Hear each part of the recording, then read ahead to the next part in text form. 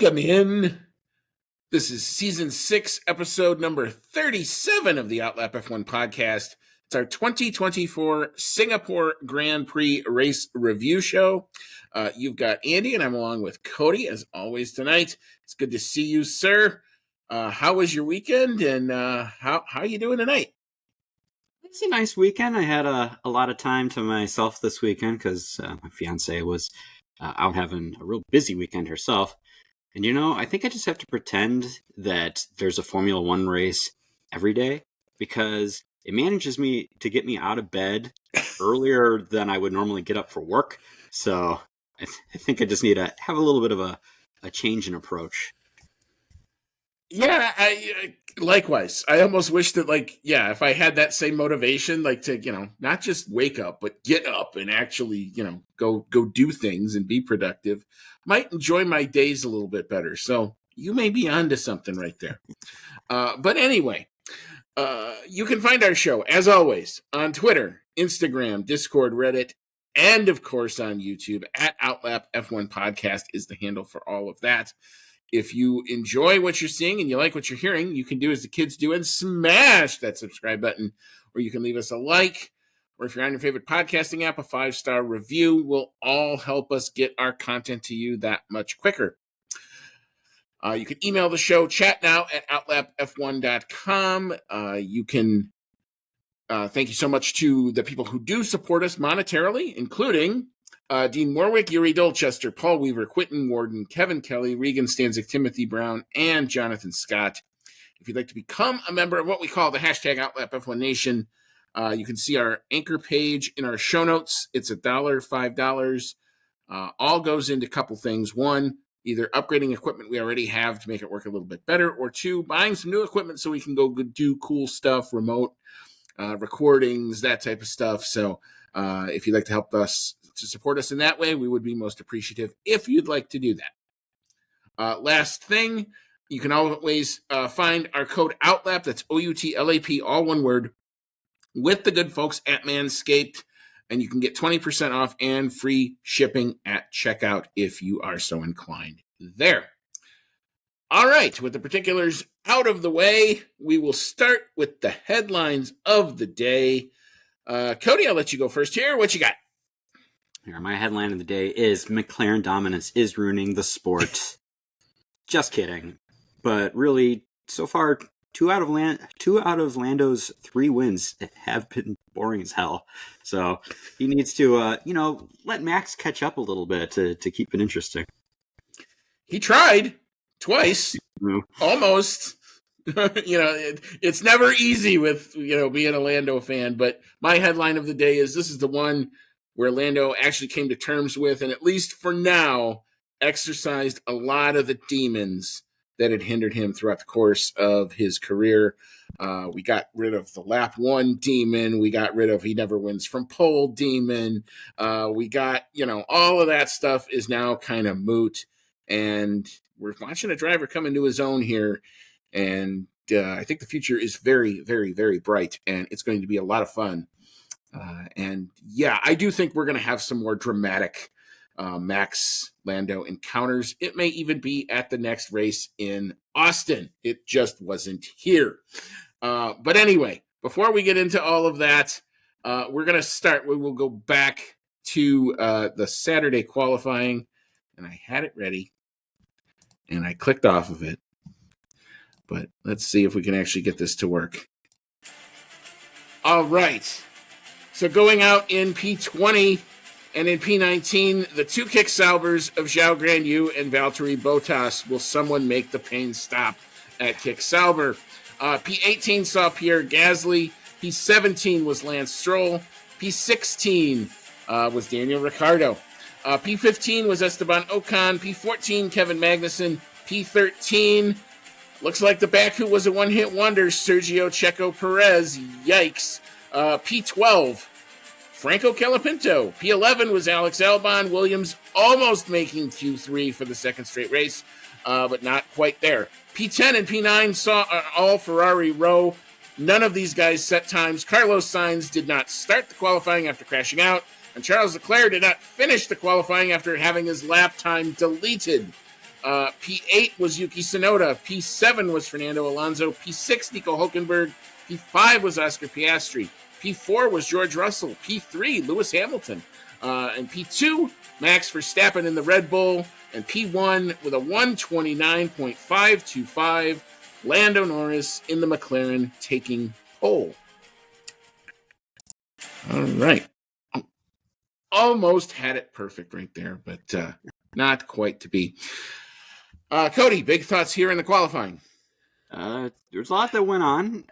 I thought that, regular programming has resumed with Sergio Perez not making it to Q3 and Max Verstappen being at least on the front row. That had me feeling a little bit more confident considering this track has not been kind to him in the past. So at least he's starting on the front row here. It was not particularly close to Lando. He's off by about 2/10 in Q3. And as we'll see, that pace for McLaren was really quite a bit ahead of the Red Bull. Some other things that happened. Carlos Sainz had an off in qualifying. It was pretty good damage to the car, and it was, I don't know if I would go so far to say it was clumsy, but he was preparing to go onto his hot lap, and maybe the tires weren't completely up to temperature, but heading into the hot lap, he just lost control of the car, and in trying to correct it, went into the wall, and that was all she wrote. Yeah, I mean, the Q3 actually turned out to be a one-shot go for pretty much everybody other than, I think, Oscar Piastri and Nico Hulkenberg were the two that had set lap times. Max Verstappen thought he did. It would have been actually better than his second run. I think it was a 129.6, but that lap time ended up getting deleted because of Carlos Sainz's double wave yellow flags, which kills pretty much all the lap times. So regardless of whether or not you go through it, now we have our answer. We kind of talked about this with Lando and Baku, and, should he have slowed down for the yellow flags? It would not have mattered. Once they put that out there, that pretty much kills the lap time. So Max's first run gets deleted. Everybody's first run basically is null and void. So that entire set of tires goes away. It turns into basically a one-lap free-for-all pretty much. And, Max, I thought, did really, really well to rally. It didn't look like on Friday that the Red Bulls were going to solve Singapore. They were any closer to solving Singapore. But on, as of FP3, at least on the Max side of the garage, it looked like he got it together. And I thought it was a hell of a qualifying lap, actually, that he did. Given the fact that the car probably didn't feel all that great to him, you couldn't imagine that it did. But what else can you say? Lando was, I think, man on a mission all weekend from basically FP1. That car looked quick. He looked hooked up. And no surprise here that, it looked like he was the odds-on favorite for pole, and he converts it 129.525. I'm a little happy with that lap time because someone actually sort of predicted that. Got pretty close. But anyway, we'll talk about that later. You talked a little bit about Carlos Sainz. It just looked like probably a tire temp thing where he was starting his flying lap and dropped it. And the damage, while superficial, probably looked a lot worse than it was. So that was kind of, that was the Ferrari thing. And then, Charles Leclerc going over the white line in turn 3 on his flying attempt meant that his lap time ultimately gets deleted. So he had been, in the practices, at least, right on Lando's tail. So it was looking like we were going to have Lando v. Charles, and maybe with Max in the mix. The potential was there to have some real drama, but, that pretty much, with the lack of overtaking that we're going to talk about in just a little bit, that pretty much killed the Ferrari chances for a great result, at least at that point. But, Sergio Perez P13. I don't know, maybe that's just where the car is, and maybe Max is that freaking good, to overcome it. So anyway, I think that's probably, any other big thoughts on the qualifying before we kind of move into the race? Just that Franco Colapinto qualified only in Q2, only 7 1/1000ths of a second off of Alex Albon. So continuing to impress, being thrown into the Williams here mid-season, only on his third race now, and he is holding with Albon, which is very impressive. Yeah, I think that's kind of a theme for both Williams drivers, is they're both kind of pushing the limits of it. There was one point at which I think Alex Albon ended up being P1 in Q1, with the amount of track evolution and all that. But it just goes to show it, despite there being a clear now sort of pecking order at a track like this, it's still pretty close in terms of overall kind of relative pace.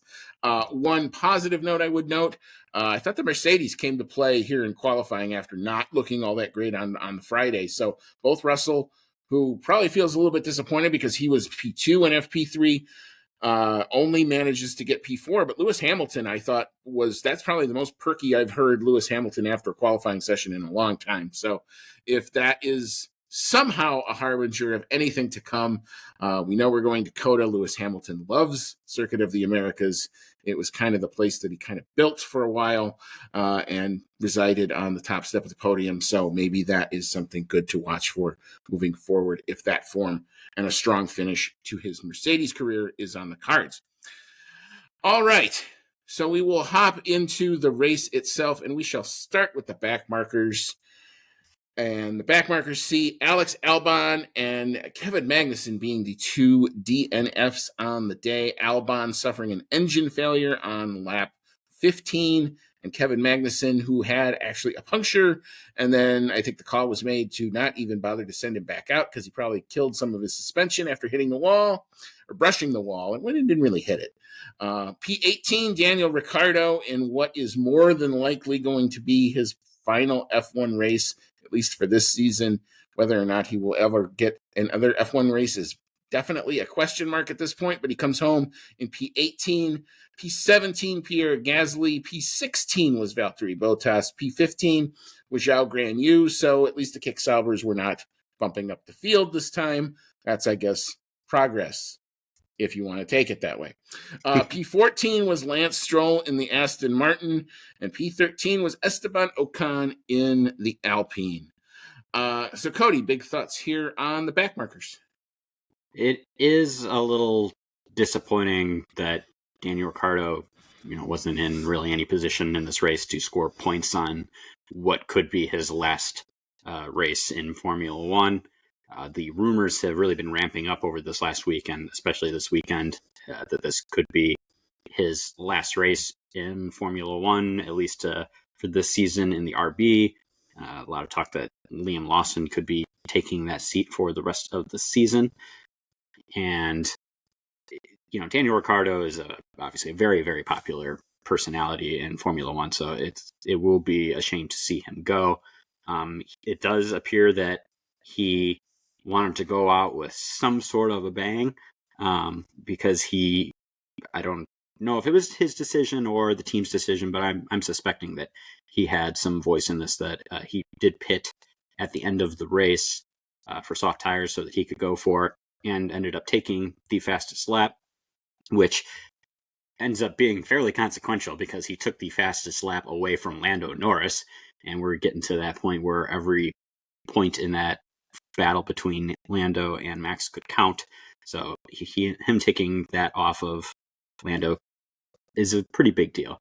But it's good that at least he got that.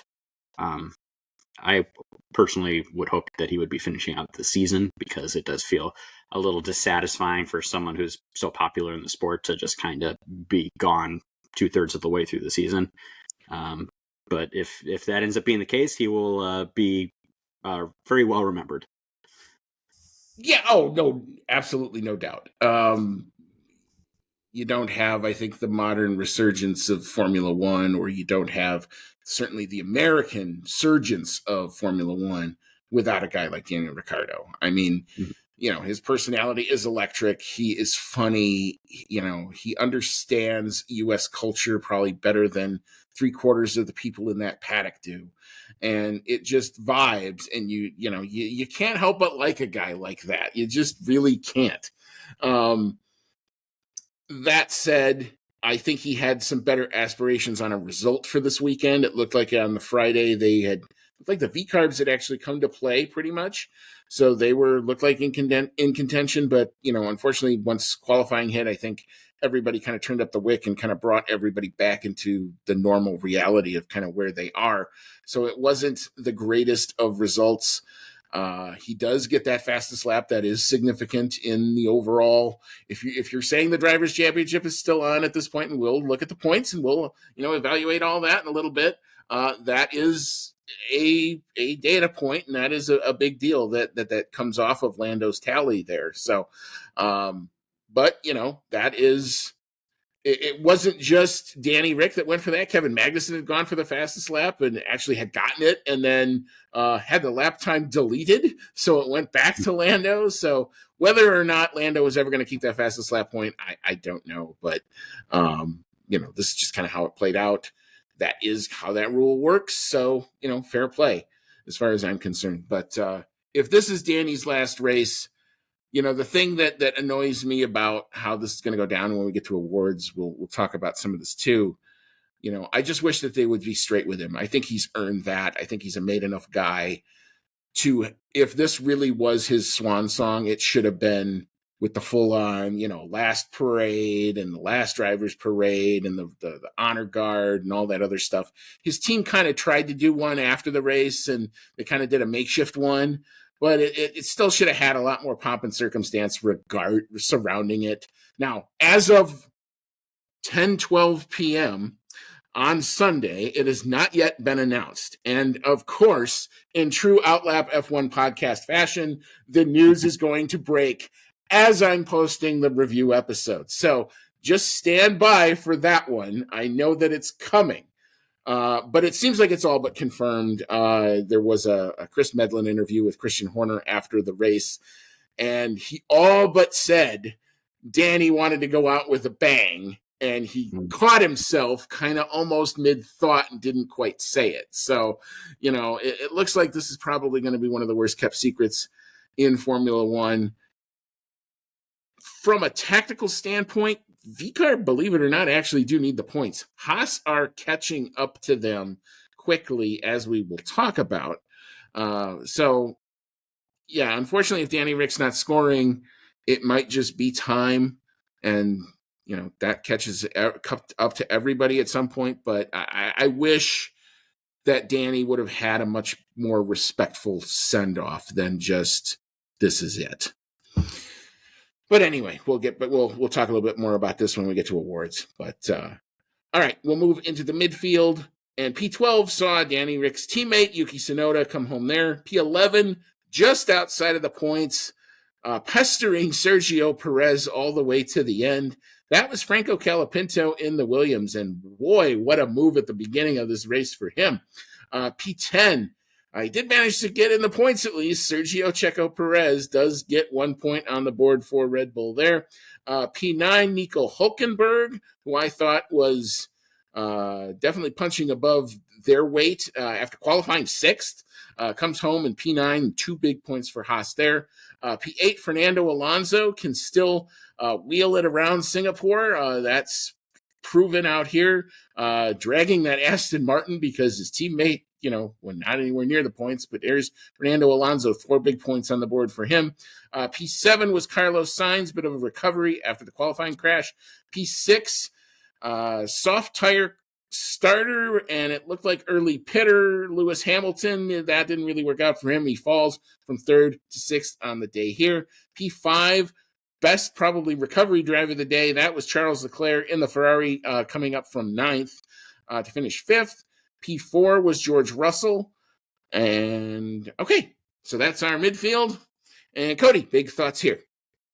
It cracked me up after the first lap of the race, how 1st through 7th, I believe, had no change of position. They showed this on the broadcast, how they show the change of positions from the first lap. It's nothing. You get down to Franco Colapinto, and it's +4. Which I thought was very impressive, and they didn't really show what happened immediately, so you're wondering what's going on. He made some pretty daring moves there on the first lap, so much so that it actually frustrated Alex Albon, who was getting on the radio and saying that, Colapinto dive bombed me, and what's he doing? But frankly, that's what you're supposed to do. Singapore is not known as being a track where it is easy to pass. First lap is probably the best time you're going to get to make up some good positions, and that's what he went for. And it's a little disappointing that he ended up not getting any points out of it, but he did really have a pretty strong day. So I think 11th is perfectly respectable. Yeah, if not for Alex Albon's engine kind of giving out in the early runs of this race, it would have been interesting to see where Williams ultimately could have finished. But I thought Franco Colapinto, again, for a guy who's in his third race on 3 tracks that you couldn't have picked 3 more different and more challenging one-off circuits, Monza, Baku, Singapore. That's a bit of a gauntlet to get your feet wet into Formula One, and the guy's just doing the job. Logan Sargent notwithstanding, that second Williams is now viable, and that's important for him and for his team. Now, if he's going to remain in Formula One, it's not going to be with Williams at least next season, because we know it's going to be Carlos Sainz and Alex Albon in the actual Williams seat. There is the seat at Sauber. I don't know if Franco Colapinto wants to go there, but if you'd rather be in F1 than be a reserve, that's at least a chance to kind of hone your craft a little bit and be kind of, if you're just good enough to be noticed, and hey, if you get kick Sauber a point, it's one more than they've gotten this entire season. So, hey, the arrow can only be up there, but this guy's doing, I think, a great job of just coming in and, not putting a foot wrong. I mean, other than the crash in Baku, but he made up for that because he scored points that weekend. So I thought, I continue to see good things from the Williams camp. I thought that latest set of upgrades that they brought is working. So it'll be interesting to see, can they, how well they're going to score in some other places, because there's other tracks that are going to suit them. I can think of Las Vegas. That long straightaway is going to definitely play into the Williams hands a bit. So should be good things on tap for them. Any other thoughts here in the midfield? Oh, let's see here. Fernando Alonso and Nico Hülkenberg continuing to extract the very most out of their cars and tie up some of those last points-paying positions. I think Hülkenberg is mostly responsible at this point for the gap closing between Haas and RB. So very good to see that's heating up. Lewis Hamilton's strategy seemed to be a little odd. I think he was the furthest guy up. There wasn't a whole lot of people in like the front half of the field that were starting on the soft. I guess he wanted to have the best shot that he could at having a run at Max and Lando. And he ended up having a pretty good run at Max. Max closed the door, and that was pretty much the end of that. He didn't sound like he was particularly happy with the performance of the car this weekend. It seems to be a common thing with Hamilton lately. But yeah, a little too bad that he ended up dropping back, but still ended up, getting a pretty good haul of points for Mercedes, finishing about where they're at right now.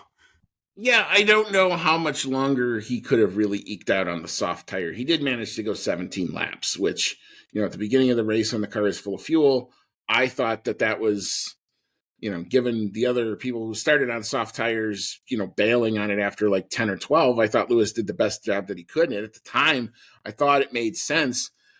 The medium runners just went like 33, 34 laps. So, that's basically what kind of killed it. It wasn't, I don't think the soft tire itself wasn't the bad call or the timing of the pit stop. It was the fact that everybody else just got that much more life out of it. But still managed to come home 6th place. That's not bad, all things considered. This would have been a track that I did not think was going to be a Mercedes strong suit, and they showed well in FP3 and qualifying and, managed to put a decent race together. So, him along with George Russell, I thought that's probably right where I would want them to be. Like, that's probably the max that they were going to get out of this weekend, especially with Charles Leclerc having to recover from P9 to P5. You could obviously tell his pace was strong.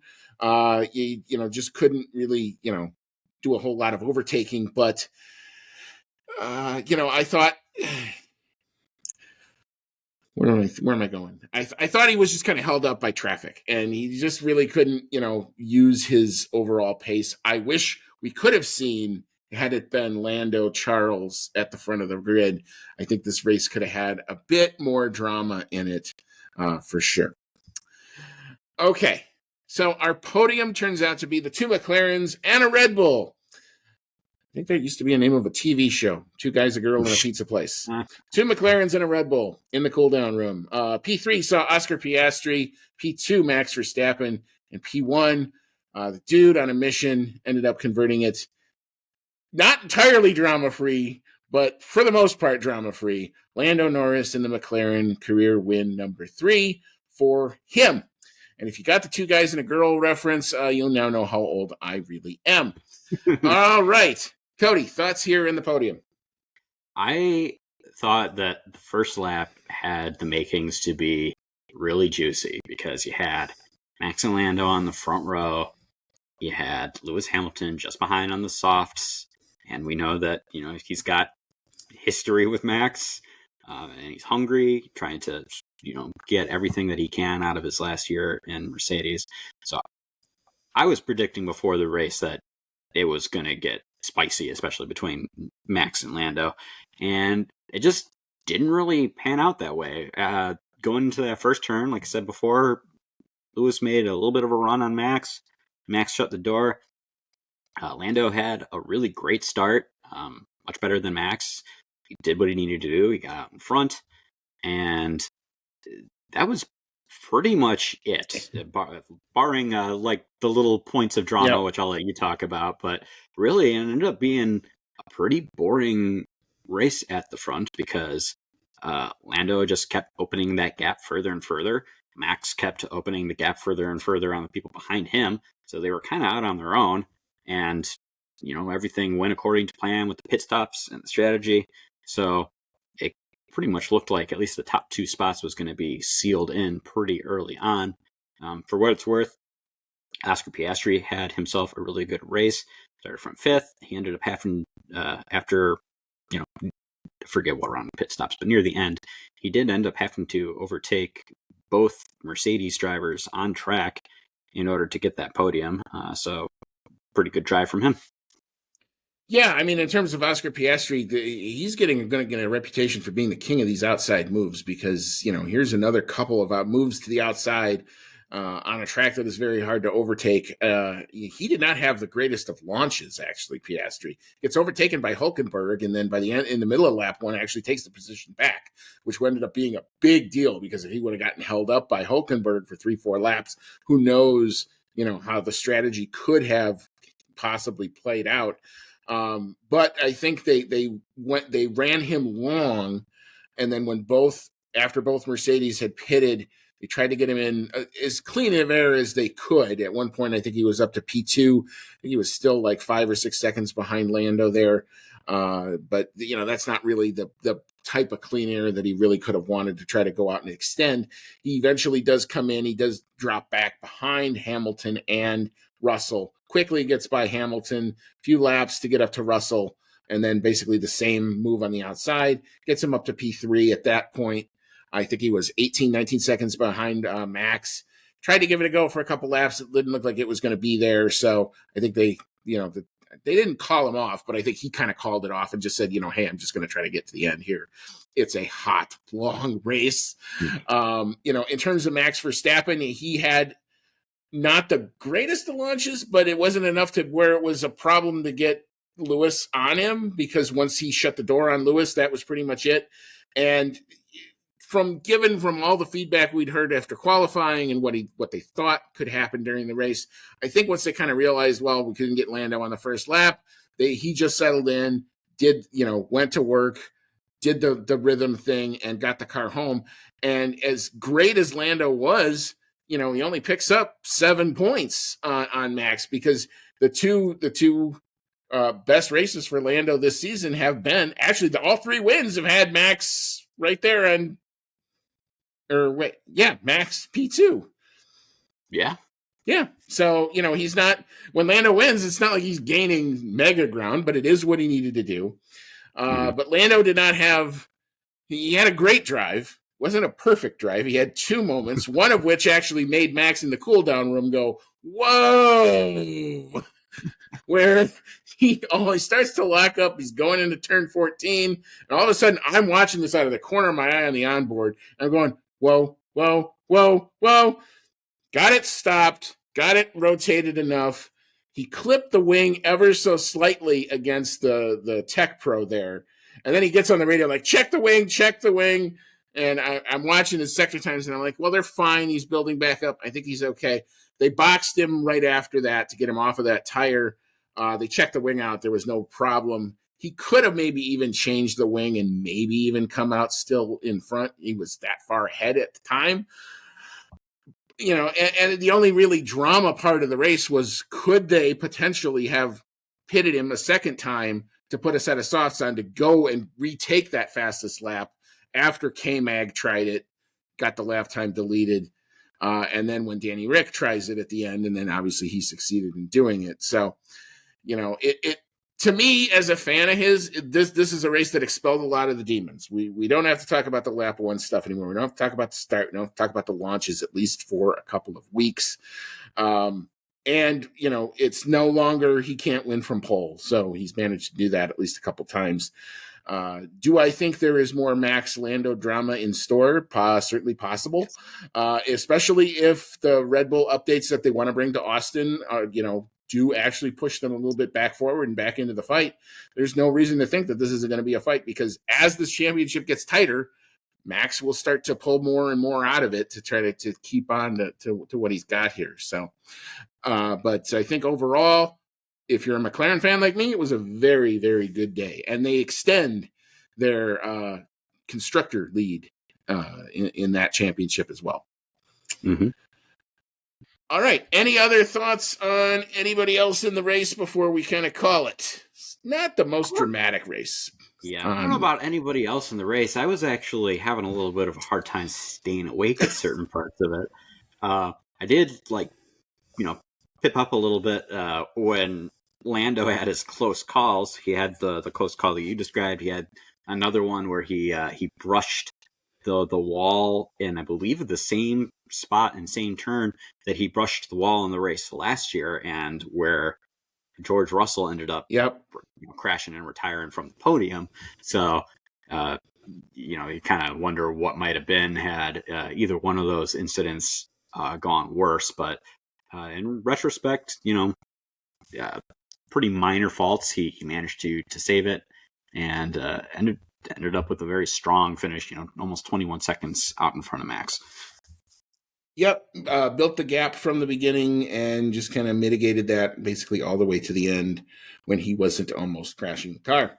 But anyway, again, I think this was, other than maybe the Zandvoort one, I think this was his best overall weekend, because from jump, he was on it. And it's also a testament to the McLaren high downforce package. The big controversy going into this weekend was the low downforce package. Well, this was the exact opposite of that. The high downforce package, it's a game changer. And whatever they got cooking in that car right now definitely helps both Piastri and Norris to go really well around these types of circuits. So, if it can come back for at least one more, I would be a fan of that. But we shall see. So, all right, I guess we will leave the race here. So we will take a quick break. We will re-rack. We'll come back. We will look at what this did to that Drivers' Championship, what it did to the Constructors' Championship, and then we will open it up to your takes on what you saw this weekend, the fan email segment. We've got our regulars here. We'll hand out some awards. I surprisingly have a lot I want to throw into the rubbish bin. And then we'll talk a little bit about predictions. We've also done something that I don't think we've ever done before. Again, but, we'll get into all that. It just, Cody's groaning. Maybe that's a harbinger. Come on back. We'll get into all that in just a little bit.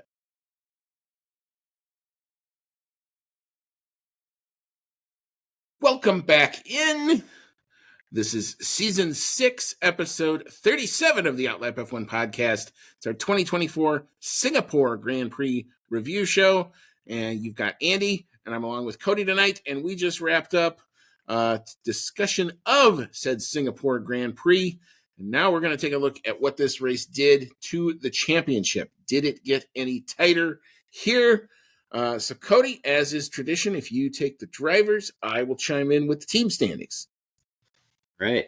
So, Max Verstappen still in first place. We'll continue to hold on to that for at least another race or two if things go horribly awry. But yeah, still out in front, 331 points now. However, Lando Norris continues to chip away at that lead. He takes as many points as he can for position, at least, from this race weekend. He's in second with 279 points. Charles Leclerc making a pretty good recovery drive this time out. He is in third place with 245 points, while Oscar Piastri gains on Leclerc a little bit from this outing. Oscar is in fourth with 237 points. Carlos Sainz in fifth place in the other Ferrari with 190 points. Lewis Hamilton in sixth, first of the two Mercedes at 174. And right behind him, George Russell in the other Mercedes at 155 points. Sergio Perez scoring a lonely 1 point this time out. He's in eighth place at 144 points. Fernando Alonso and Nico Hulkenberg, 9th and 10th, doing what they do best, both coming out of this weekend with points. Fernando Alonso in 9th with 62, and Nico Hulkenberg in 10th with 24 points. Yeah, Hulkenberg taking the 10th spot on countback from Lance Stroll, who is usually our 10th place person when we do this read. But in terms of the constructors, McLaren Mercedes remain now in P1 in the constructors. They are up to 516 points. They open up the gap on Red Bull Racing powertrains. They check in with 475 points, mainly due to Max Verstappen's great effort today. P3 is Ferrari. They check in with 441 points. P4, this is where they're going to finish. That's Mercedes, but they are up to 329 points on the season. P5, Aston Martin. They are up to 86 points. P6 is your VCARB team. They remain on 34 points. P7 is Haas. They are up to 31 points. So that P6 battle, certainly not done by any stretch. P7, we just said that was Haas on 31. P8 is Williams. They remain on 16. P9 is Alpine. They remain on 13. So the P8, the P6 battle, still a lot to play for these teams for the rest of this season. And in P10, we keep having to say this, Kick Sauber Ferrari, 0 points on the season. Ouch. All right. So you've heard our takes on the Singapore Grand Prix weekend. We're now going to open it up to your takes on what you saw this weekend. It's our favorite segment, the fan email segment. And we've got our normal regulars in here. Cody, it's your time to shine. And because she got it in a couple minutes in front of Dave, we're going to start with Rachel Fleming. Cody, what she got? All right. Our first fan email comes from Rachel Fleming. Thank you, Rachel. And she says, what a difference 12 months makes. This time last year, this was the only race that Red Bull couldn't conquer. These days, getting second from Max is now seen as an overachievement. Isn't it boring watching Norris winning by 24 seconds? Okay, it wasn't a great race by any means, but there were moments. Brilliant weekend from Lando. He was in a different class from everyone else this weekend. Sometimes F1 can find good drivers, not by the usual means. I am getting Kobayashi vibes with Colapinto. He could become a bit of a cult favorite for the rest of the season and worry about Bottas greatly for the last remaining seat for 2025. She goes on to say, it seems very harsh to drop Danny Rick after this race, which is not confirmed quite yet. Especially since there were rumors that he might even get the Red Bull seat during the summer. But maybe his time was up in the sport after all. Coming last isn't a great look, but going for the fastest lap to help Red Bull is one last hurrah. Oh, I did listen to Joe's radio this race. Credit to him. I didn't hear anything. I didn't hear any whinging, but maybe they didn't broadcast it. Plus, Sauber didn't come last. I'm pretty sure they would have broadcast it. They broadcast pretty much everything that comes over the radio. Now 3 weeks. Is it 3 weeks? I thought it was 4 weeks. Either way, she says now 3 weeks until Coda. Have a brilliant time if you guys are going. Yep. And then she goes on to say, my mistake, 4 weeks. I should just read ahead a little bit, shouldn't I? I am sure Andy will have a great time at Coda. I am sad to say I will not be joining him this year. So I'm about having to sock that money away for my upcoming wedding. But I wish you a great time at the race. I'm sure I will see many pictures, and we'll still be doing the episode with you. So, oh yeah, I mean you'll find me in the hotel room probably that Sunday night, and we'll be recapping all of it. But I more than understand. You're doing a once in a lifetime thing, and you're doing it in a once in a lifetime location. So, totally understand. And while I will miss you, it is for a greater good that you're doing. So hopefully nothing but congrats. Yeah, well, that's the best thing is, those tickets still come back next year, and they keep calling me because they know that I'm loyal. So let's put it that way. So anyway, I'm sure we will find a way to get back as a team to an F1 race in the not too distant future as well. But yeah, Rachel, to your point about the 12 months, I mean, talk about just uncanny and unreal. The Red Bull superpower and the fact that it was so dominant. When you look at the results, and it's Red Bull, Ferrari, and it was here. And I came into this weekend thinking, well, this could really be where, if Lando did what he did and he went out and did it, could it have been really championship back on? It's still on, but it's not as good as it could have been, because Max did. Like, if Max wins the championship, and he more than likely is going to win the Drivers' Championship this year, let's just be really honest about that, it's going to be drives like this that get him over the line in a car that hasn't necessarily been the best. Drives like, his Zandvoort drives here, where Lando was just on it, but he's limiting the damage. That's what you have to do when, life isn't perfect for you. And now they get the break to bring those updates that they are very high on to Austin.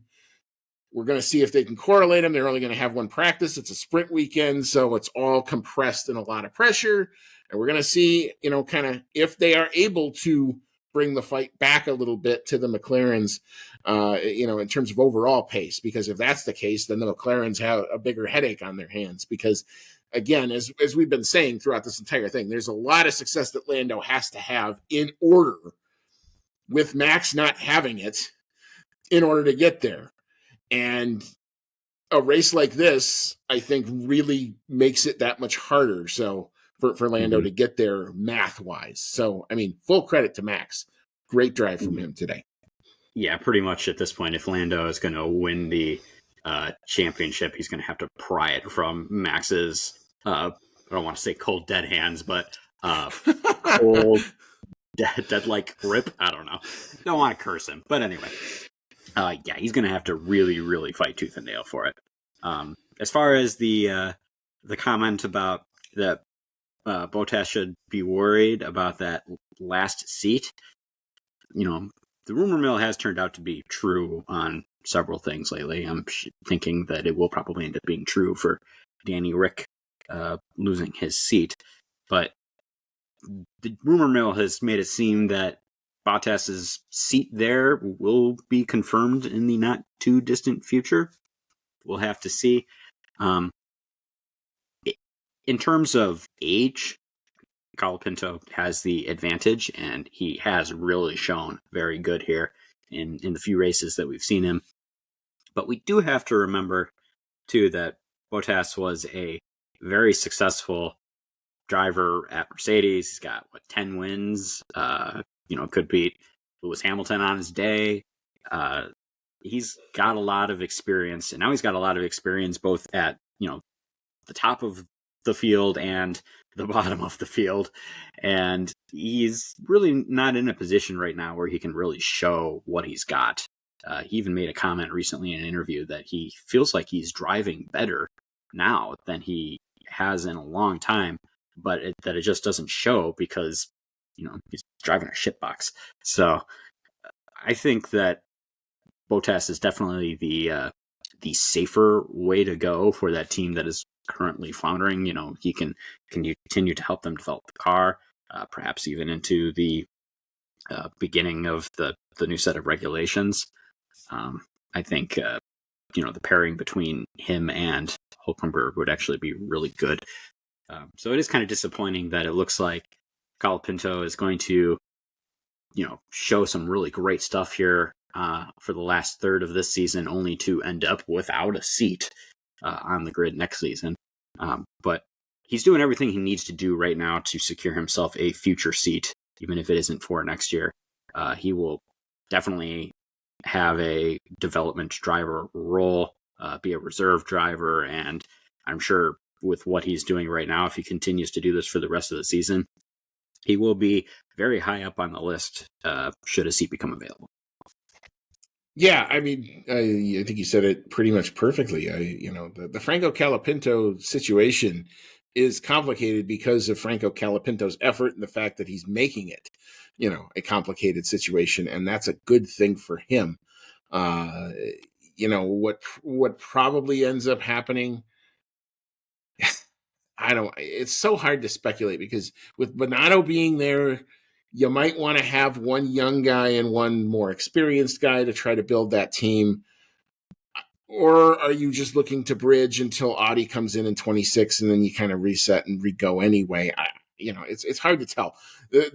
With him just coming on, we don't really know what the vision is. That's part of the problem, is we never really knew what the vision was. I am compelled by your Bottas points. I mean, I think you're probably right. I think he probably is a better driver at this stage in his career than he was even when he was winning at Mercedes, simply because he's had to learn how to wring things out of a car. It's the same thing that Fernando Alonso learned when McLaren was doing not all that great. He learned how to wring tenths and 2/10 out of a car that almost didn't have anything to give. But yeah, and I think that benefits him later, and it's going to benefit him later when he gets, if the 26 regs come in and Adrian Newey does what he does and Fernando Alonso's back at the front and fighting again, all of that experience is going to benefit him, and that's going to be a really cool thing to watch. But yeah, I got a funny feeling he's going to go back to Williams. He's probably going to go back to F2. They're going to try to just kind of hone that talent. If he has just a bang up F2 season next year, he could be the Williams driver and do the sim work and that type of stuff.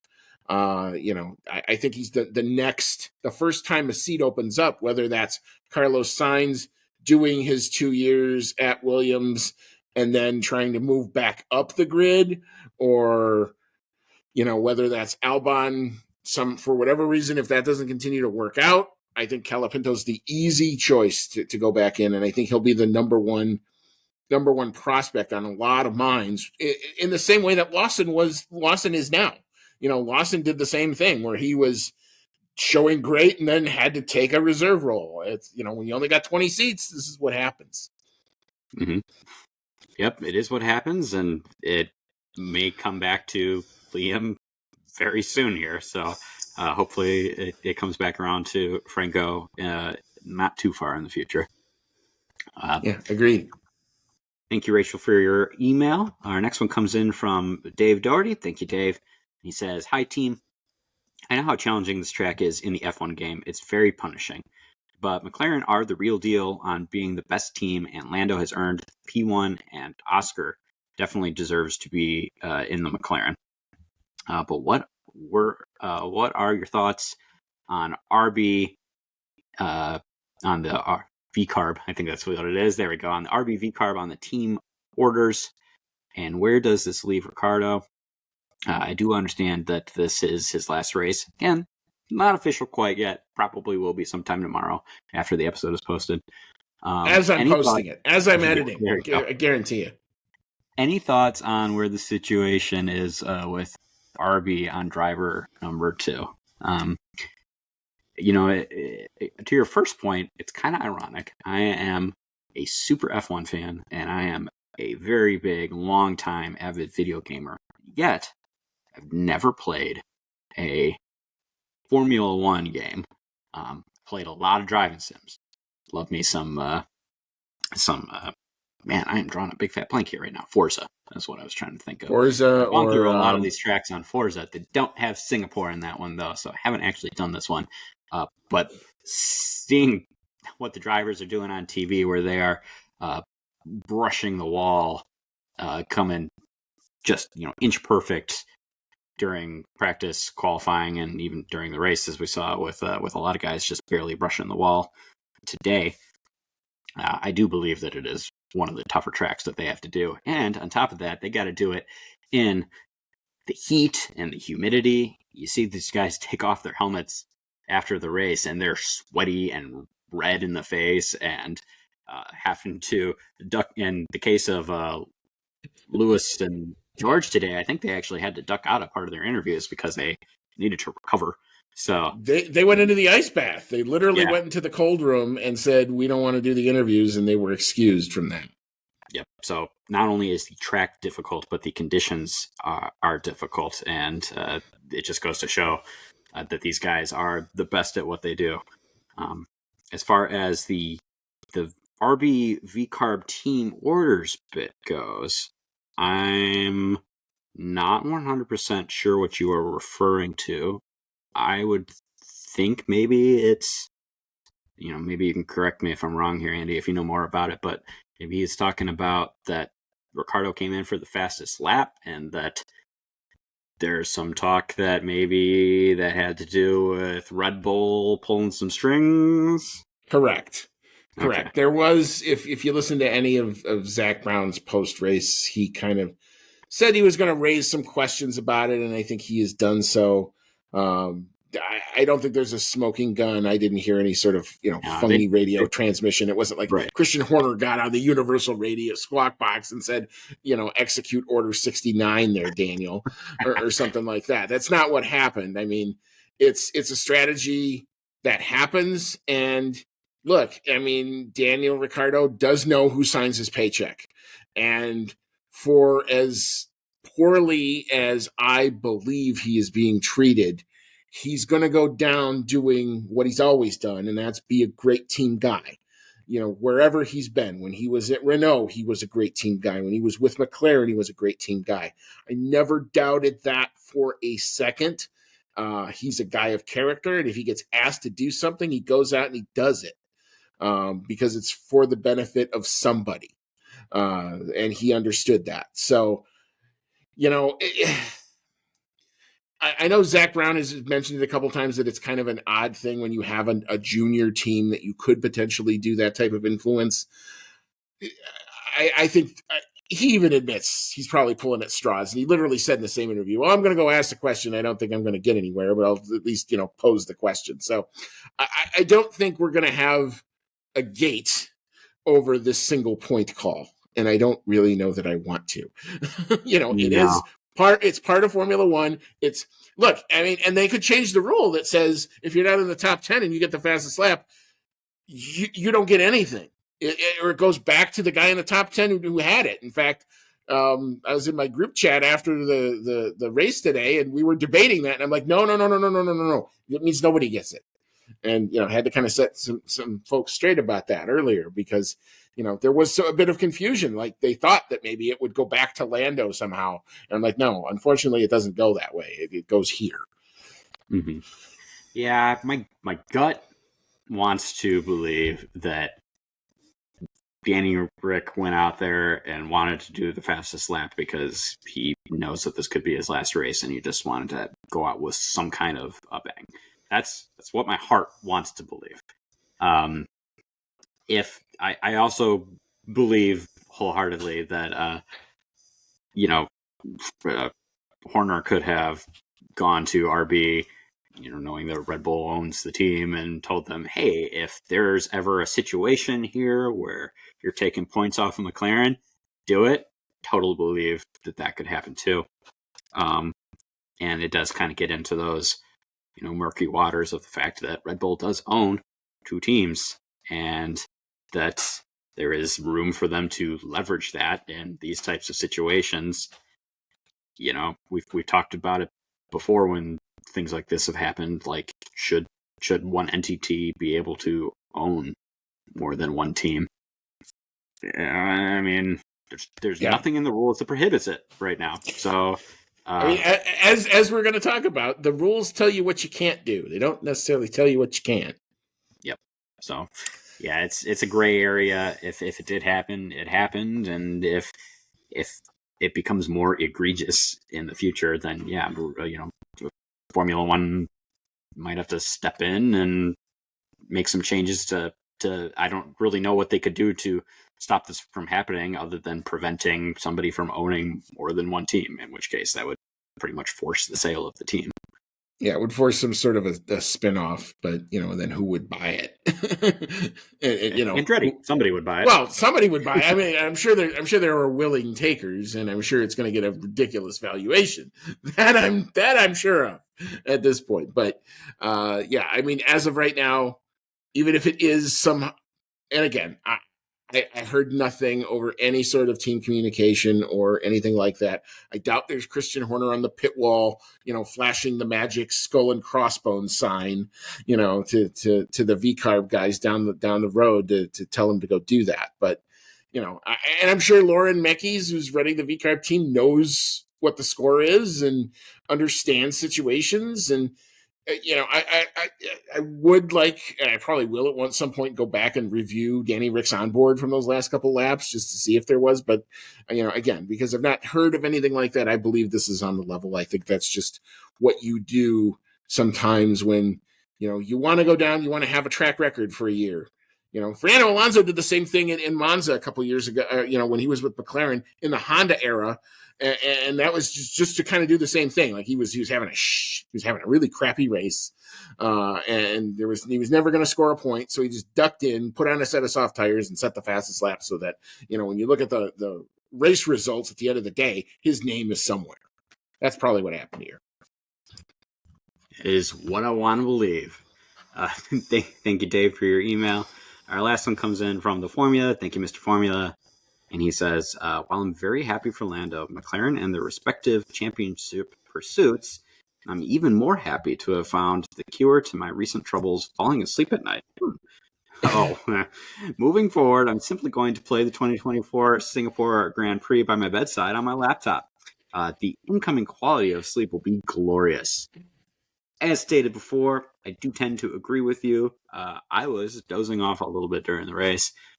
Is definitely not the most exciting race that we've had this season, not by any means. Probably, in my opinion at least, only Monaco was more boring. But, Andy was telling me before that we're kind of spoiled right now, kind of like we were back during the 2021 season where we've had so much excitement. And this season, just like 2021, we didn't even really expect to have this excitement. 2021, we were coming off of extreme Mercedes dominance, with the fastest car and one of the most dominant cars that they've ever made. And then, this season we're coming off of the, historic dominance that Max and Red Bull had last season. And from the first 5 races of this season, it looked like it was going to be the name of the game this year. So the fact that this is happening at least most races is kind of a blessing. So I'm willing to suck up a boring race here and there. But yeah, this one would definitely make for some good sleep aid. Formula One ASMR. Something tells me that even the turbo engines would not make for good ASMR.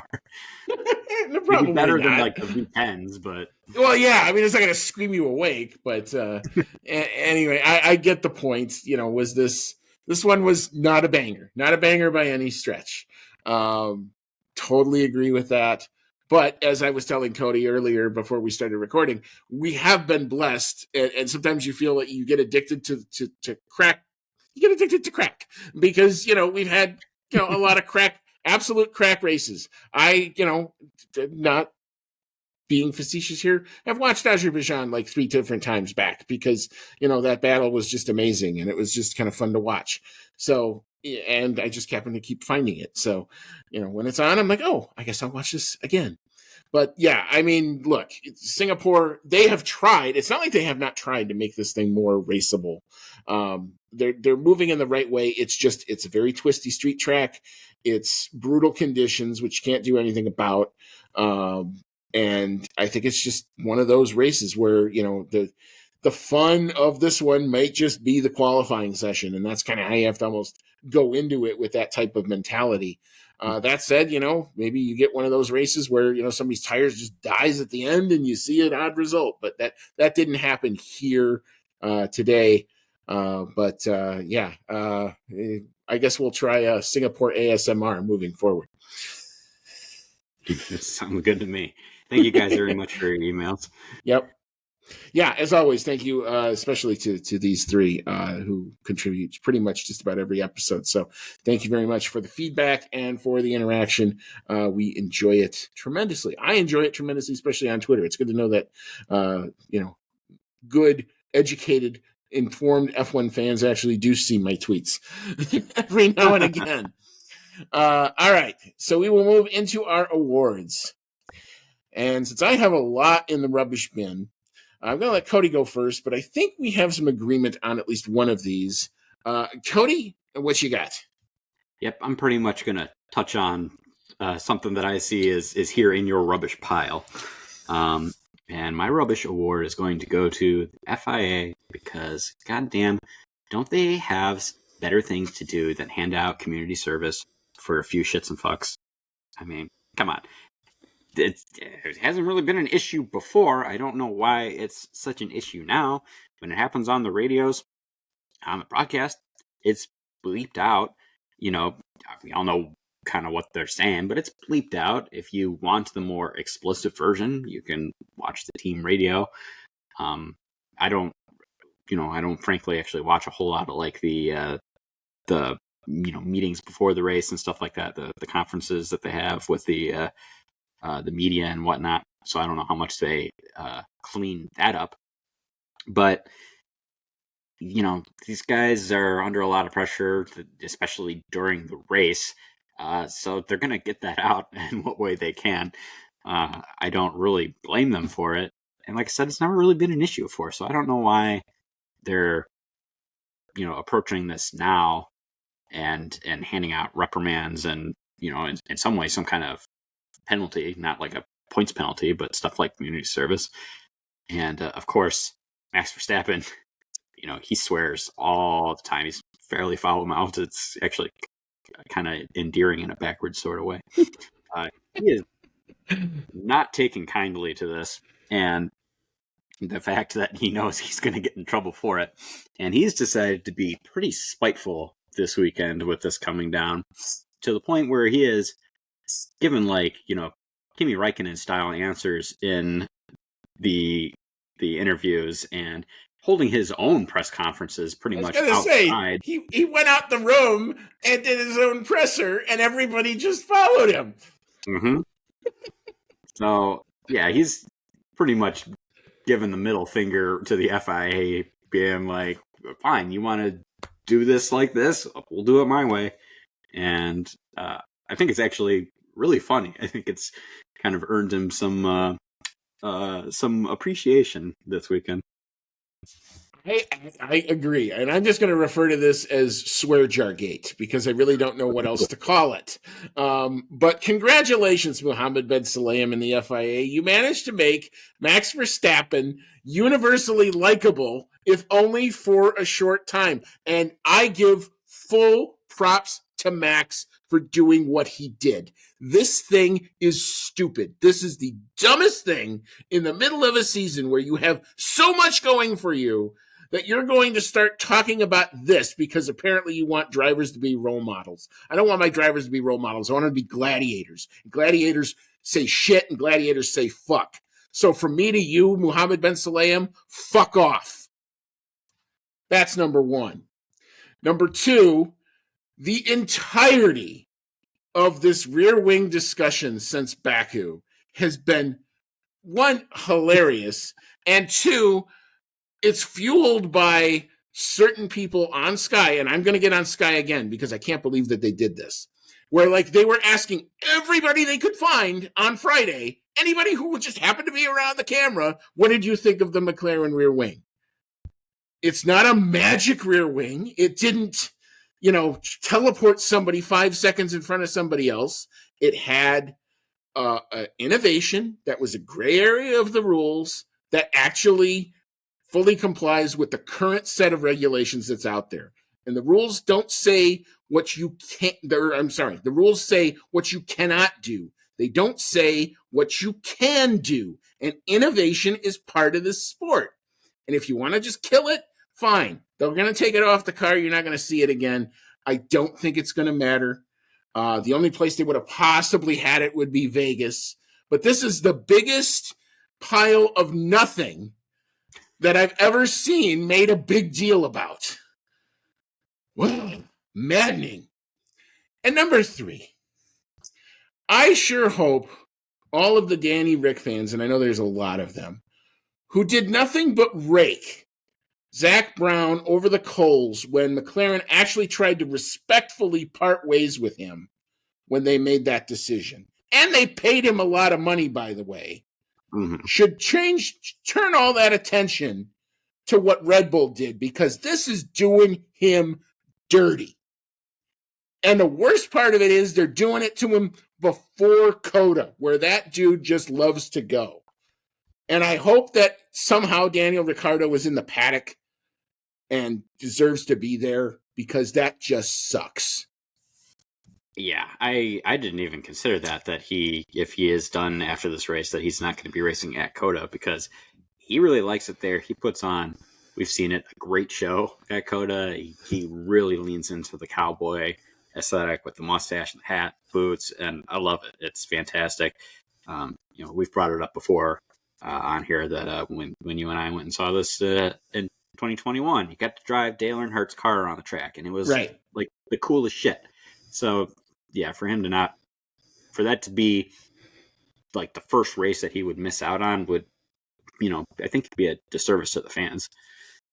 Yeah, agree. Totally agree. I mean, there's a lot of people who are going to go to that race to watch what he does and to go see, the next iteration of Horsey McHorseface or whatever it's going to be, And if he's walking down the farm road, in a cowboy suit, that's part of the fun, and he gets American culture better than anybody else. When you do a big gathering like that, you're going there to have fun. Yes, there's business, and there's a business end of Formula One, and there's a serious race, and all of that. But you're also the heart of it is to go have fun, and Daniel Ricciardo always understood that. And I just think that it's terrible that you're doing it now. I get why. Again, we talked about there's a constructor battle for that team, and Haas is going to make their life very difficult all the way to the end of the year there. And it's money if they lose P6. But God damn, this sucks. Agreed. You can see the things throbbing after between the swear jar thing and the rear wing thing, and then you got to deal with Danny Rick, and as much as I remember when I was the guy always saying on the show it was time to move on from Danny Rick. They needed to do what they needed to do when McLaren did it. But they did it respectful. They tried to do everything they could to keep him in the sport, and it sucked that he had to take a year out. And kudos to Danny for doing everything that Red Bull was going to make him do. And I knew what was coming. They were going to make him be the smiley-faced guy that goes out and gives interviews, and he did all of it. And he never said boo about it to anybody, as far as I know. And then he gets his seat back, and he breaks his hand, which is just horribly unfortunate when that happened. And then Liam Lawson comes in and just shows that, that dude's got some talent too. But, it's just a crappy situation. It was never, unless Sergio Perez got fired, and apparently Red Bull has decided that that's not going to happen for whatever reason. That was pretty much the nail in the coffin, I think, for Danny Rick's path to anywhere significant. So, it is just kind of what it is. But I've always enjoyed him at Cody. Like I said, I hope somehow he's there. I hope somebody pays for him to be there, because you're going to miss something without his presence there. Just no doubt about it. All right, so we'll move on. Analysis paralysis. This one's actually kind of hard. I had a hard time with this one because I don't know whose strategy really screwed up, but got a candidate here. Cody, I'll let you go first here. What you got? I agree with you. There really wasn't a whole lot to work with here for analysis paralysis. Most everyone was pretty much on it, and you took the other viable candidate.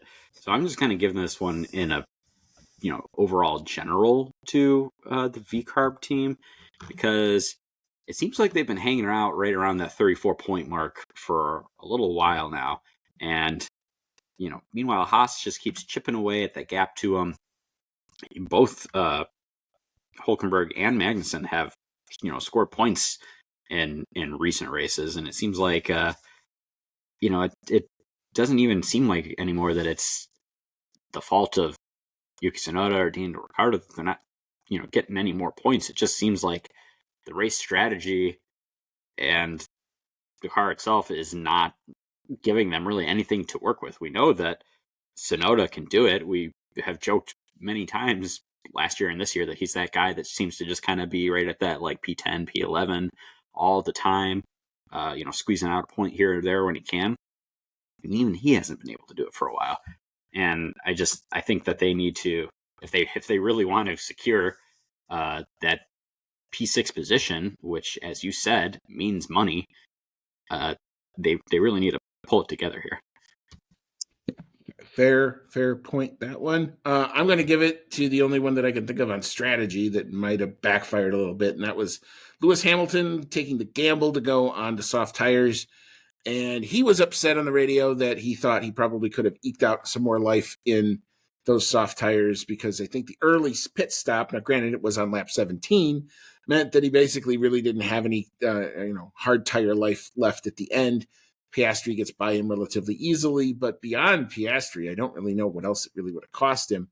I think it just kind of was what it was. So it's not my greatest analysis paralysis, but I guess I'll give it to Mercedes here.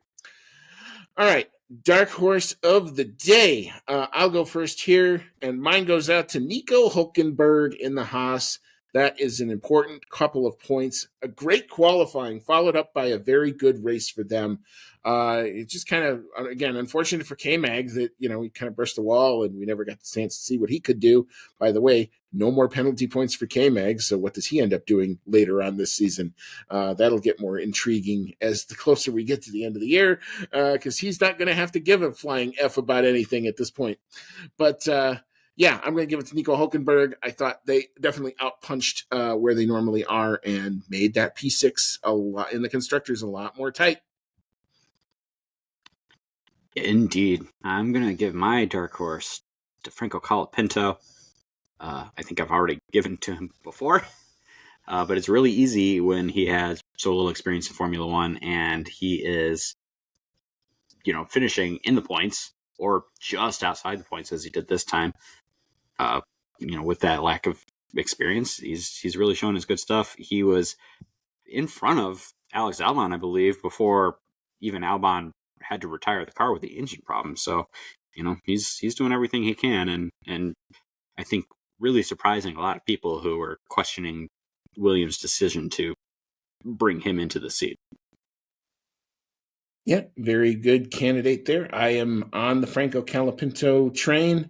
I do think that there will be some very good things for that guy, and we're certainly not going to hear the last of him after this season for sure. All right, so we'll move into our driver of the day. How can I not give it to Lando Norris here? Dude was just on a mission this weekend. Other than the couple of moments that did kind of put a scare into me in those last couple laps where I'm just like, dude, just for the love of God, hang on. He managed to get it across the line. That's the bottom line. Does get the 25 points. Does keep his driver's championship hopes alive for now. But we'll move on to the next one, and we'll see where we go from there. But, yeah, driver of the day, Lando Norris for me, for sure. I agree with you that if we're going just purely based on performance, that driver of the day should go to Lando, because he did everything he had to do, took the lead, or held the lead from pole, I guess I should say, and managed the race very well. Opened up the gap. Even said at one point that he wasn't, he was given like 60% of what the car could do. Team asked him to open up the gap a little more. He went and did it. He was pretty much in control of that race the entire time, and really looked well seasoned and cool as a cucumber this time out, except for those couple scares. However, since you gave him driver of the day, I'm going to go ahead and give driver of the day to Danny Rick. That is what the fans voted for during the race, is to give it to Daniel Ricciardo. And while I don't think his race performance really warrants it, I do think that everyone kind of realizes that the writing is on the wall, that he is probably done in Formula One, and that his presence in the sport, will be missed on track. So, I think it's kind of a nice thing that he was voted driver of the day, because it really does show that that he has a lot of fans out there who are going to miss him when he's not, there every weekend. Yeah, very good. Can't really argue with that one on that for those reasons. And I share a lot of them for sure. I guess it's a good thing that the fans did vote him driver of the day, because they're giving him the send off that apparently his own team didn't want to, which is sad. All right, so we can skip this next part, right? Oh, we can. I mean, we always can skip the predictions results. I am going to give myself a kudos on the qualifying time, because I was within just a couple hundredths of that one. But I score 5 points this weekend. I did nail that qualifying time.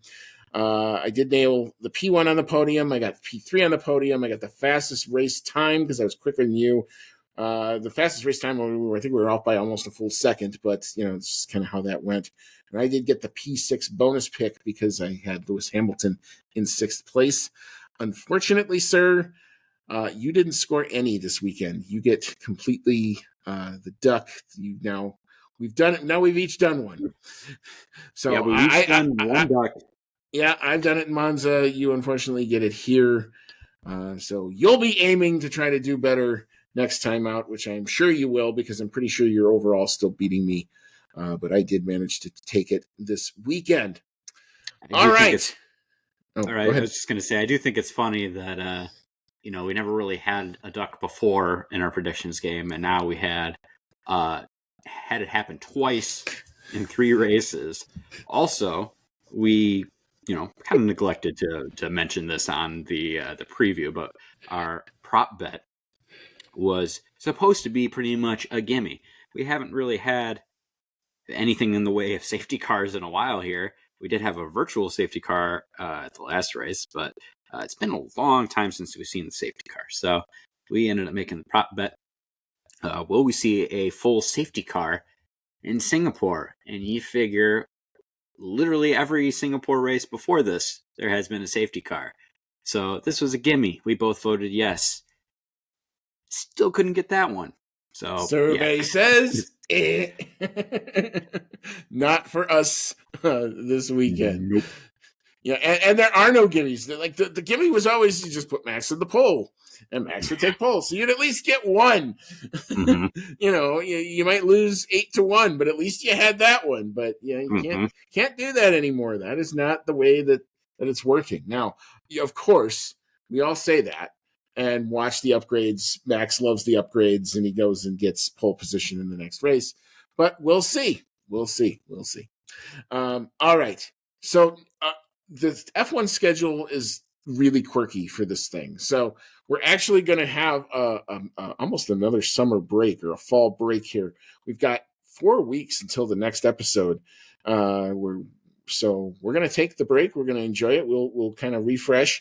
And then we're going to get geared up for the USGP in Austin as the American leg of the championship kicks off with the race at Circuit of the Americas, newly resurfaced front straight and some other parts of it.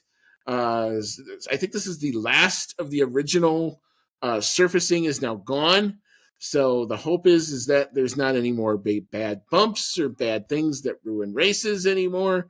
It's still going to be an interesting challenge. I will hopefully try to do my best to take as many pictures and share the experience and bring that to everyone as I do it. So I'm always looking forward to that, but it's a month away. I mean, it feels like it's like going to be next weekend, but no, it's a month away. There's a lot of things that have to get done between now and then, but I'm definitely looking forward to that race. It's my annual trek down to go see the folks in Austin. All right. Any final thoughts before we head on out and start that long break?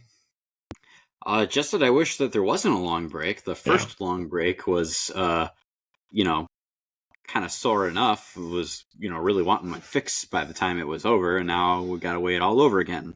And, it makes it sting all that much more that I'm not even going to be there this year for the next race. But it's still going to be a great one. I know you're going to enjoy it. I will be there again in the future. And it gives me some time to seal in all those final wedding details, we'll say. So, yeah, I'm looking forward to it. Greater good things are going to be happening, and I am nothing but proud and happy for you that you are taking the next step in your life there. So if we have to suspend a race weekend for 1 year for you to go do that, I would much rather have you go do that than come with me to a racetrack. But there will be other years, I guarantee you. All right, so we're gonna I guess get started on the break. So this was a lot of fun. We're going to see how this championship goes. If there is news that breaks, obviously, if the Daniel Ricciardo thing comes to fruition, we will bring that to you as we hear it. So keep tuned to our social media for all of that good stuff. And then we'll be back probably with me in the hotel room is the day that I fly down there for the preview. But so that's will be when you'll next hear from us. But for Cody, it's been Andy. This is a lot of fun to do. And as always, folks, may all your laps be fast.